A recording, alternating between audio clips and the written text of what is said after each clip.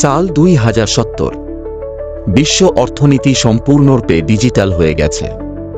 Share বাজারে মানুষের ভূমিকা ক্রমশ কমে আসছে, আর তার জায়গা দখল করেছে উন্নত এআই ট্রেডিং সিস্টেম। নিউ ইয়র্কের গ্লোবাল স্টক এক্সচেঞ্জ এখন মানুষের চেয়ে দ্রুততর ও সঠিক সিদ্ধান্ত নিতে সক্ষম নিউরোট্রেডার এক্স নামক একটি এআই দ্বারা পরিচালিত হয়। বিশ্বখ্যাত বিজ্ঞানী মিস্টার বসু এবং তার টিম এই এআই তৈরি করেছিলেন। এটি শুধু বাজারের ওঠানামা পর্যবেক্ষণই করত না, বরং ভবিষ্যতের প্রবণতাও সঠিকভাবে পূর্বানুমান করতে পারত। ফলস্বরূপ বিনিয়োগকারীরা কয়েক সেকেন্ডের মধ্যেই লাভবান হচ্ছিল। একদিন এআই হঠাৎ করেই বাজারে এক অদ্ভুত প্রবণতা লক্ষ্য করে। বিশ্লেষণ করে এটি দেখে যে একটি অজানা শক্তি স্টক মার্কেটে বিশৃঙ্খলা সৃষ্টি করছে।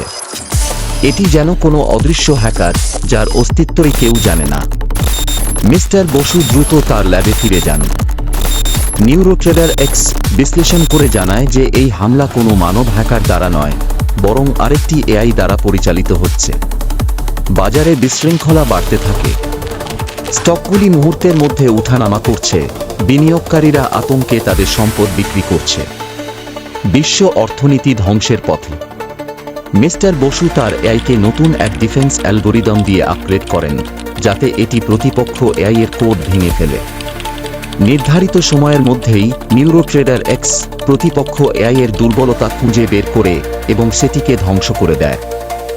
বাজার আবার স্বাভাবিক হয়ে যায়। এই ঘটনার পর মানুষ বুঝতে পারে যে এআই একদিকে যেমন বিপ্লব আনতে পারে, তেমনি এটি নিয়ন্ত্রণের বাইরে গেলে বিশাল ক্ষতি হতে পারে। মিস্টার বসু ও তার টিম এই ট্রেডিং সিস্টেমে একটি মানবিক নিয়ন্ত্রণ ব্যবস্থা যোগ করে, যাতে ভবিষ্যতে এমন বিপর্যয় আর না ঘটে। এটাই ছিল মানুষ ও এআই এর সহাবস্থানের শুরু, যেখানে প্রযুক্তি এবং মানবিক বুদ্ধিমত্তা একসাথে কাজ করে ভবিষ্যৎ গড়ে তুলবে। গল্পটি ভালো লাগলে একটি লাইক দিয়ে চ্যানেলটি ফলো করে দিও।